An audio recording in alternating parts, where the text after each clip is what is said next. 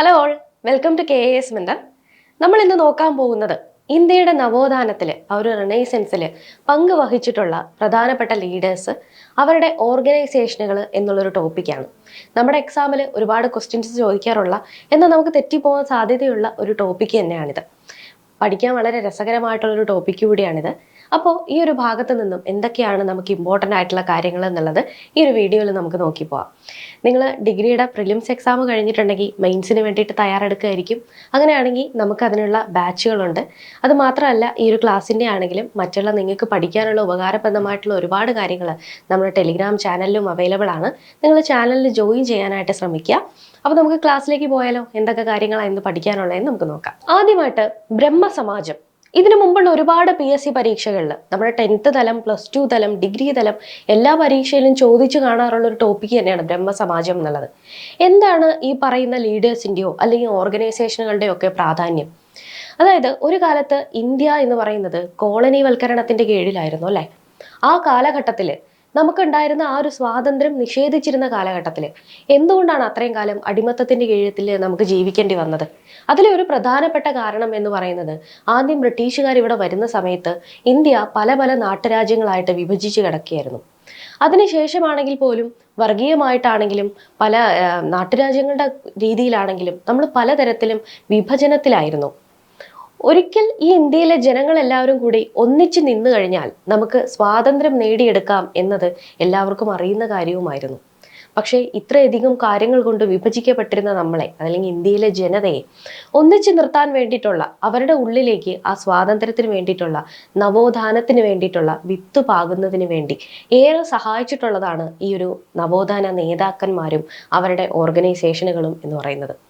അതുകൊണ്ട് തന്നെയാണ് സ്വാതന്ത്ര്യം എന്ന് പറയുന്ന, സ്വാതന്ത്ര്യ സമരം എന്ന് പറയുന്ന ആ ഒരു പ്രക്ഷോഭത്തിലേക്ക് ആളുകൾക്ക് ഒന്നിച്ചു നിൽക്കാനായിട്ട് സാധിച്ചതും. അപ്പോൾ ബ്രഹ്മസമാജം എന്ന് പറയുന്നത് ഈ ഒരു നവോത്ഥാനത്തിലേക്കുള്ള പാതയിലേക്കുള്ള ആദ്യത്തെ ഒരു പടിയായിരുന്നു. ഇന്ത്യൻ നവോത്ഥാനത്തിന്റെ പിതാവ് എന്നറിയപ്പെടുന്നത് രാജാ റാം മോഹൻ റോയ് ആണ്. ഒരു കാലത്ത് ഒരുപാട് അടിമത്തവും ഒരുപാട് അസമത്വവും നിലനിന്നിരുന്ന സമൂഹത്തില് വിധവാ പുനർവിവാഹം മുതൽ സതി നിർത്തലാക്കുക വരെയുള്ള ഒരുപാട് അന്നത്തെ കാലത്ത് വലിയ പ്രക്ഷോഭമായിട്ട് തോന്നാവുന്ന ആശയങ്ങൾ മുന്നോട്ട് വെച്ചൊരു വ്യക്തിയാണ് രാജാ റാം മോഹൻ റോയ് എന്ന് പറയുന്നത്. അപ്പോൾ അദ്ദേഹം 1828 സ്ഥാപിച്ച സംഘടനയാണ് ബ്രഹ്മസമാജം എന്ന് പറയുന്നത്. അപ്പോൾ ബ്രഹ്മസമാജത്തിന്റെ സ്ഥാപകൻ ആരാണ്? രാജാ റാം മോഹൻ റോയ് ആണ്. 1828 ഓഗസ്റ്റ് 20 അദ്ദേഹം ഈ സംഘടന സ്ഥാപിക്കുകയാണ്. ആദ്യകാലങ്ങളിൽ ബ്രഹ്മസമാജം അറിയപ്പെട്ടിരുന്നത് ബ്രഹ്മസഭ എന്നായിരുന്നു. പിന്നീട് 1830 Brahma Sabha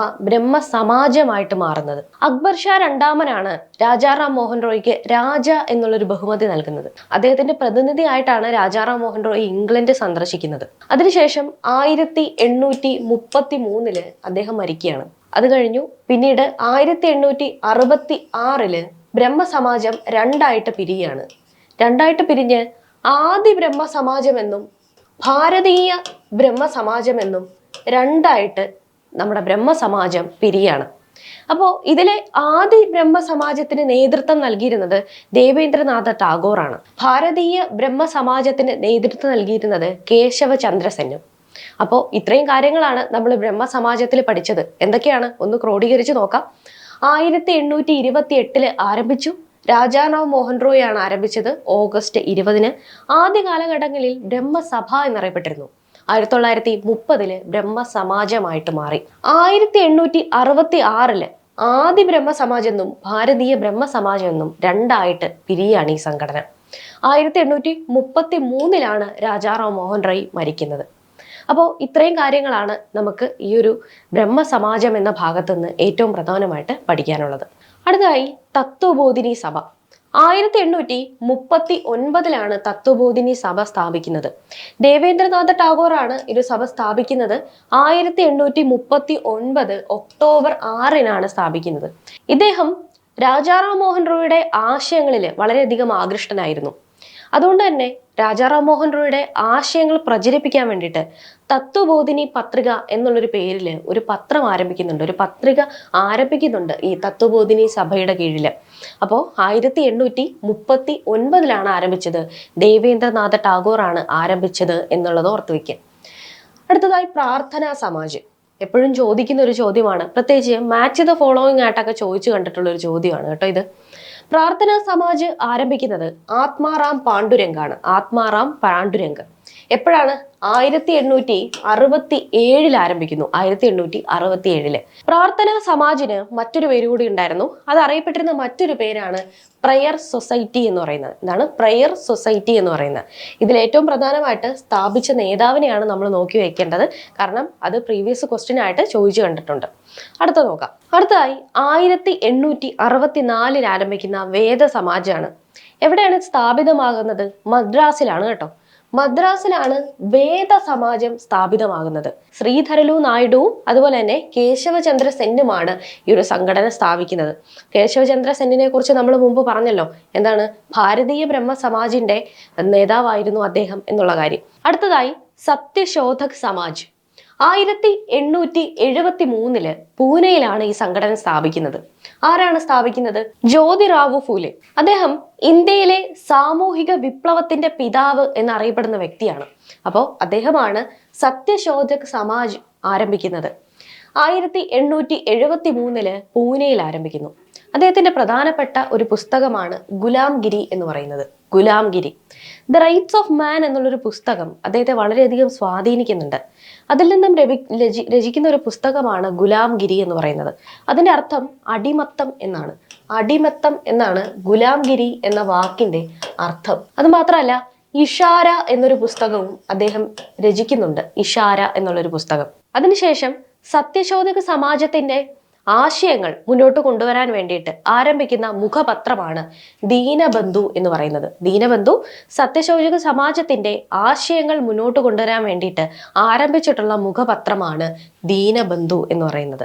A revolt in the colonial society എന്നറിയപ്പെടുന്നതാണ് സത്യശോധക സമാജം. അതായത് അന്നത്തെ പാശ്ചാത്യ അടിമത്തത്തിന്റെ കീഴിലുള്ള ഇന്ത്യയിലെ ഒരു വലിയ റിവോൾട്ട് എന്നുള്ള രീതിയിലാണ് ഈ ഒരു സംഘടന അറിയപ്പെടുന്നത്.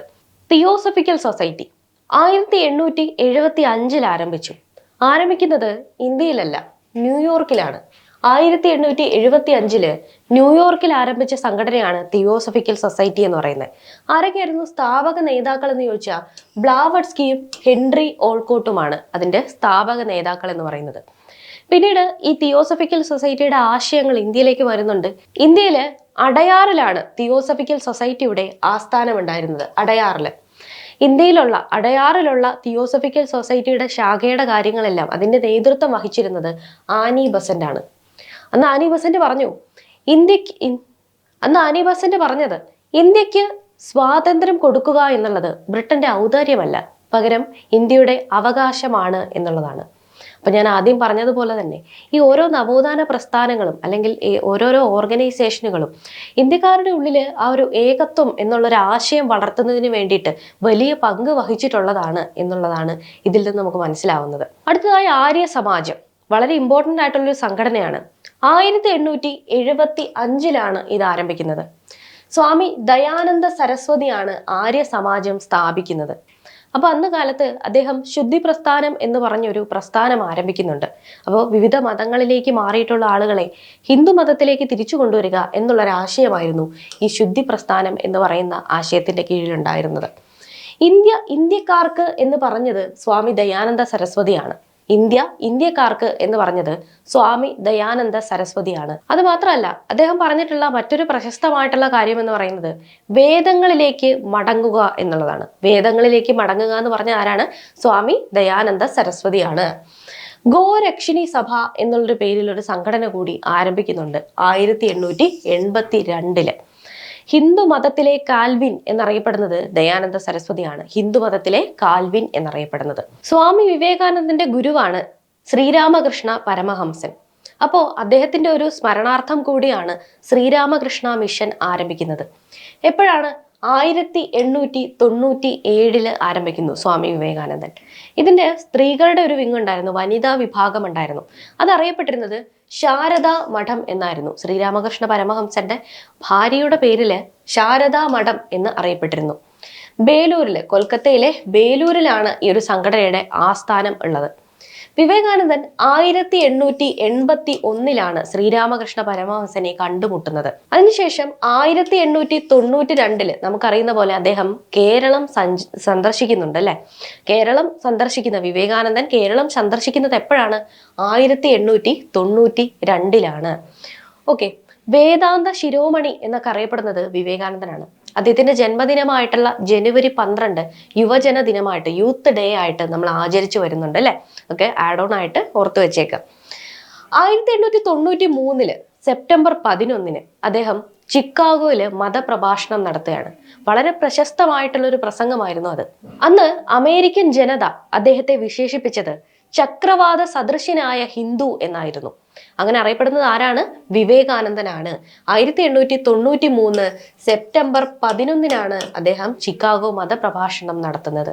അന്ന് ചിക്കാഗോ മതപ്രഭാഷണത്തില് അദ്ദേഹത്തിന്റെ കൂടെ ഉണ്ടായിരുന്ന വ്യക്തി എന്ന് പറയുന്നത് രാജാ രവിവർമ്മയാണ്. ഓക്കെ. അപ്പോൾ മാൻ the maker of his own destiny എന്നുള്ളത് വിവേകാനന്ദന്റെ പ്രശസ്തമായിട്ടുള്ള പുസ്തകമാണ്. വിവേകാനന്ദന്റെ ഒരുപാട് പുസ്തകങ്ങളുണ്ട്. അതൊക്കെ നമുക്ക് പരീക്ഷയ്ക്ക് പലതും ചോദിക്കാറുണ്ട്. ഏതൊക്കെ നിങ്ങൾക്ക് അറിയാം എന്നുള്ളത് കമന്റ് സെക്ഷനിൽ ഒന്ന് കമന്റ് ചെയ്യാം, നമുക്ക് നോക്കാം. ഇന്ന് നമ്മൾ കുറച്ച് ലീഡേഴ്സും അവരുടെ പ്രധാനപ്പെട്ടിട്ടുള്ള ഓർഗനൈസേഷനുകളും പഠിക്കുകയുണ്ടായി. ഏതൊരു തരത്തിലുള്ള ഡിഗ്രി തലമാണെങ്കിലും അല്ലെങ്കിൽ +2 തലമാണെങ്കിലും 10ാം തലമാണെങ്കിലും ഇതെല്ലാം KS ആണെങ്കിലും ഒക്കെ ചോദിക്കാൻ സാധ്യതയുള്ള ഒരു ടോപ്പിക്കാണ് ഈ പറയുന്ന ലീഡേഴ്സും അവരുടെ ഓർഗനൈസേഷനുകളും എന്ന് പറയുന്നത്. പല രീതിയിൽ ചോദിക്കാവുന്ന സാധ്യതയുള്ളൊരു മേഖല കൂടിയാണിത്. നിങ്ങൾ ഡിഗ്രി തല പ്രാഥമിക പരീക്ഷയൊക്കെ എഴുതിയിട്ടിരിക്കുകയായിരിക്കും. അപ്പോൾ കേരള ബാങ്ക് അസിസ്റ്റന്റ് മാനേജർ, അതുപോലെ LSDS, SI തുടങ്ങിയ എല്ലാ പരീക്ഷകൾക്കുമുള്ള ബാച്ചുകൾ ഓൾറെഡി റണ്ണിങ് ആണ്.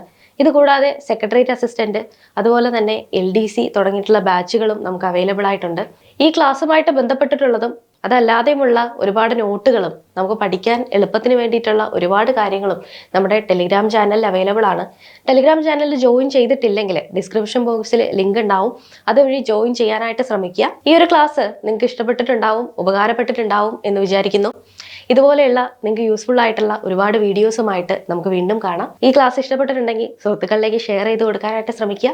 ലൈക്ക് ചെയ്യുക, സബ്സ്ക്രൈബ് ചെയ്യുക. മറ്റൊരു വീഡിയോ ആയിട്ട് നമുക്ക് വീണ്ടും കാണാം. Thank you for watching the video.